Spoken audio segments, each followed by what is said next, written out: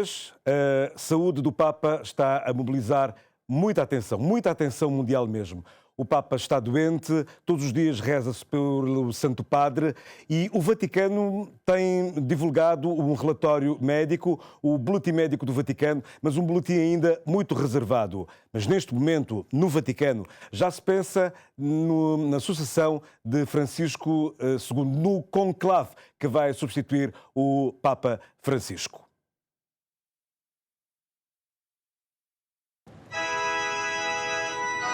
O Papa Francisco está muito doente e, neste momento, o Vaticano já estará a preparar o conclave para a sua sucessão.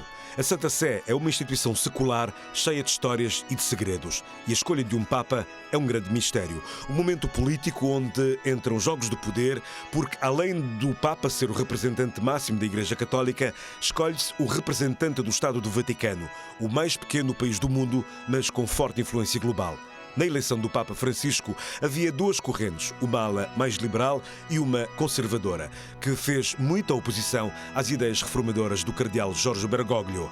Em relação à lista dos papabili, há nomes que começam a ser muito falados, num conclave que, segundo o teólogo Jairzinho Pereira, vai ser muito especial. Em função das nomeações de cardeais de lugares onde a Igreja Católica tem pouca expressão, como Tonga, como Mongólia, como a Suécia, muitos cardeais no próximo conclave vão ser cardeais que não se conhecem. E aí entra a questão dos votos, como é que isto vai funcionar e como é que isto vai ser orientado, e entendo que alguns dos cardeais, pela sua projeção internacional no seio da governação eclesiástica, poderão ter algum favorecimento neste sentido. Estou a pensar, por exemplo, num alto dignatário do Vaticano, o Pietro Parolin, um italiano. Estou a pensar num cardeal sul-coreano, que é o cardeal Lazarus Yu, que é o responsável pelo departamento do clero no Vaticano. Um cardeal popular com muita influência, da Coreia do Sul, que tem, vamos lá ver, a Ásia neste momento, ao contrário da África, a Ásia neste momento, embora tenha metade da população católica da população africana, que é maior, a Ásia tem um número mais elevado de percentagens de votos em termos de números de cardeais, em relação com os números de cardeais eleitores. Acho que a África neste momento apenas conta com 18 cardeais eleitores, é 13%, não é lá muito grande. Estou a pensar, por exemplo, no Cristóbal López Romero, que é um espanhol naturalizado paraguaio, mas arcebispo de Rabat, em África. Portanto, é um homem que está ali na ligação entre o dito mundo rico e o mundo pobre. E tem uma grande aceitação na América Latina, viveu 20 anos na América Latina. Estou a pensar no Luís António Tango, também um cardeal popular das Filipinas. Portanto, neste momento, há muita especulação que o próximo Papa possa vir da Ásia ou da África. A minha opinião é que as chances do próximo cardeal o próximo Papa sair da África é muito reduzida.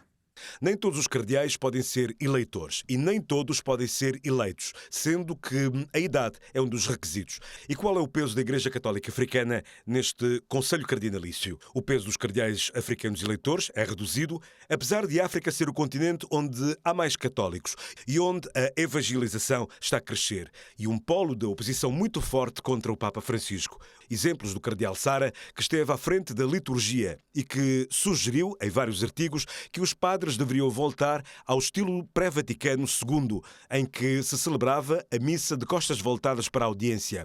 O cardeal Robert Sara recebeu uma repreensão do Papa Francisco e a Santa Sé teve que emitir um comunicado a dizer que as palavras do cardeal, natural de Guiné-Conakry, não refletiam a posição de Francisco. Há também outro opositor forte a Francisco, Fridolin Bashpungu, visto como líder dos bispos africanos e que, após a publicação do Vaticano da autorização da bênção dos casais homossexuais, viajou para Roma exigindo uma exceção para a África. E neste momento, uma parte da Igreja Católica Romana em África não se vê obrigada a seguir esta diretiva do Vaticano sobre um determinado assunto. Essa oposição, este conservadorismo exacerbado da parte africana prejudica e de que maneira a eleição de um futuro Papa africano. Há algumas vantagens.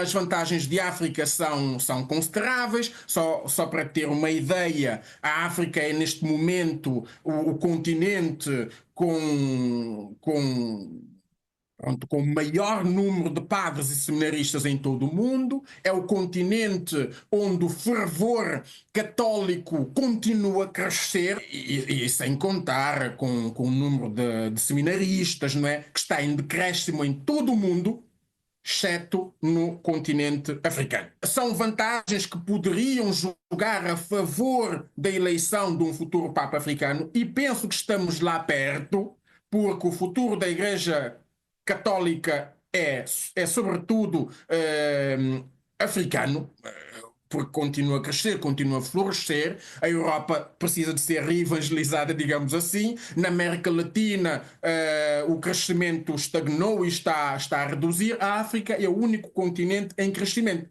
Mas depois, no colégio cardinalício que vai eleger o próximo Papa, há alianças e entendimentos que se constroem, e eu não estou a ver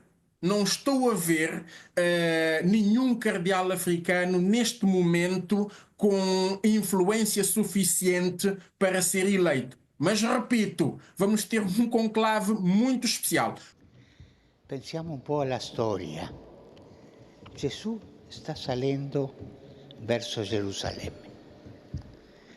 O Papa Francisco é considerado um reformador e vem da ala mais progressista da Cúria, e o seu papado encontrou muitas resistências às suas tendências reformadoras. Francisco encontrou também muitos problemas, como os abusos sexuais da Igreja, que deixou dioceses completamente falidas por causa das indemnizações pagas. Tentou introduzir uma nova forma de governação de Igreja ou a introdução de uma cultura sinodal, ou seja, escutar as diversas sensibilidades da Igreja. Outro ponto importante no pontificado de Francisco é a ordenação das mulheres. É uma questão de tempo, até porque a Igreja sem mulheres ordenadas, sem mulheres sacerdotisas, é insustentável, começa a ser insustentável. É uma questão de tempo, mas nas dinâmicas das reformas, é claro que há resistências. Há resistências, e o Papa Francisco sabe desta insustentabilidade, tem enfrentado muitas resistências, algumas alas mais conservadoras nos Estados Unidos, por exemplo. Temos em África também, temos oposição a estas novas tendências. É como governar um país, isto há sempre tendências e sensibilidades e alas diferentes, não é? Portanto, o Papa Francisco vai enfrentando estas resistências, mas eu devo realçar o seguinte: o Papa Francisco tem sabido usar sabiamente o poder pontifício, sobretudo através das nomeações dos cardeais, para debelar estes problemas. O Papa Francisco é visto como um Papa que usou o poder pontifício com mais coragem do que o seu antecessor Bento XVI, ou seja, tentou uma reforma silenciosa da Igreja. Neste momento, o mundo católico reza por Francisco. Os boletins médicos do Vaticano têm sido muito reservados e os próximos dias serão cruciais para avaliar a recuperação de Francisco. No início do seu pontificado, em 2013, o Papa assinou uma carta de renúncia em caso de impedimento por motivos de saúde.